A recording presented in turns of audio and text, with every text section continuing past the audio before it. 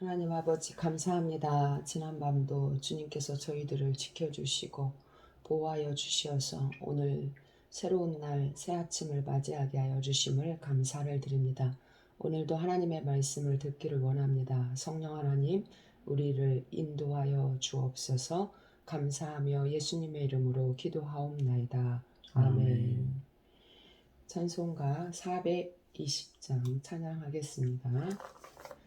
너 성결케 위해 늘 기도하며 너 주 안에 있어 늘 성경 보고 온 형제들 함께 늘 사귀면서 일하기 전마다 너 기도하라.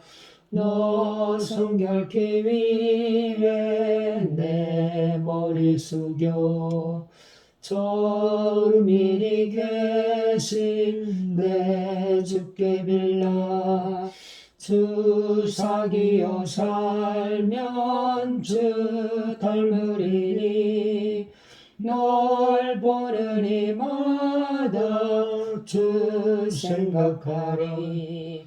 너 성결케 위해 주 따라가고 일 다급하여도 당황치 말고 참 즐거울 때나 또 슬플 때나 너 주님만 믿고 늘 따라가라. 너 성결케 위해 늘 기도하며 내 소원을 주께 다 맡기어라.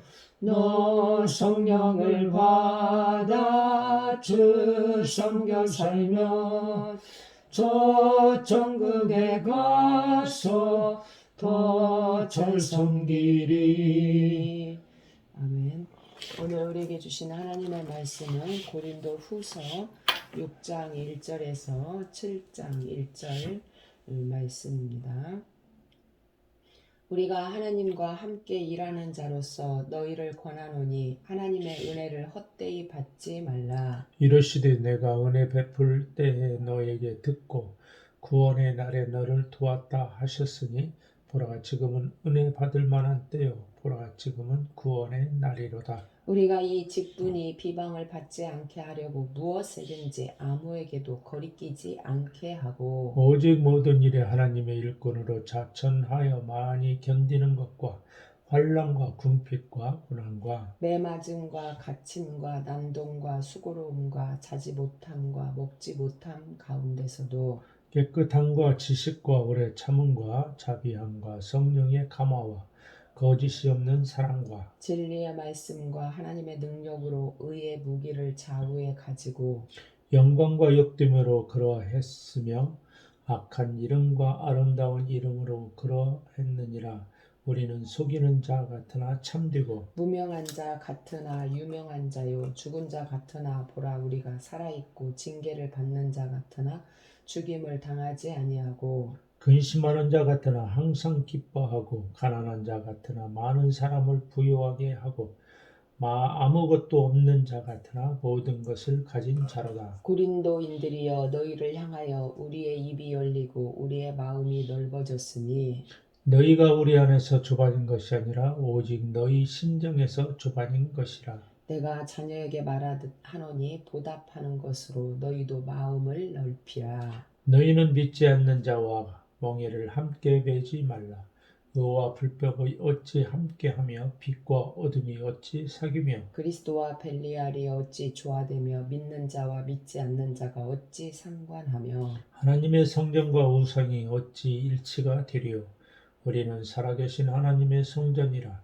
이와 같이 하나님께서 이르시되 내가 그들 가운데 거하며 도로 행하여 나는 그들의 하나님이 되고 그들은 나의 백성이 되리라. 그러므로 너희는 그들 중에서 나와서 따로 있고 부정한 것을 만지지 말라.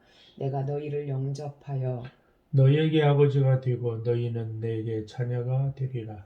전능하신 주의 말씀이니라 하셨느니라. 그런즉 사랑하는 자들아 이 약속을 약속을 가진 둔 우리는 하나님을 하나님을 두려워하는 가운데 가운데서 거룩함을 온전히 이루어 육과 육과 영의 영의 온갖 더러운 더러운 것에서 것에서 자신을 깨끗하게 하자.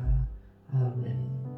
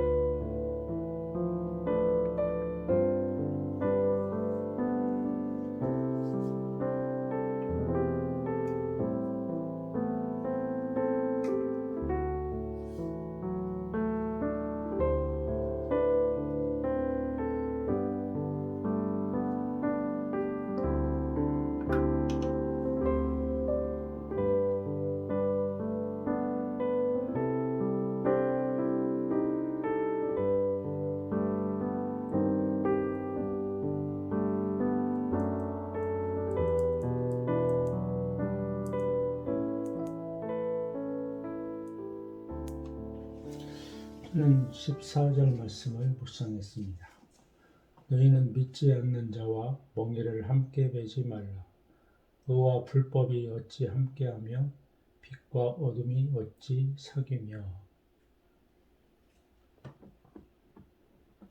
저의 삶을 보면은 이 의와 불법 사이에서 오고 가며 살고 빛과 어둠을 오고 가면서 사는 모습을 볼 수가 있는 것 같습니다.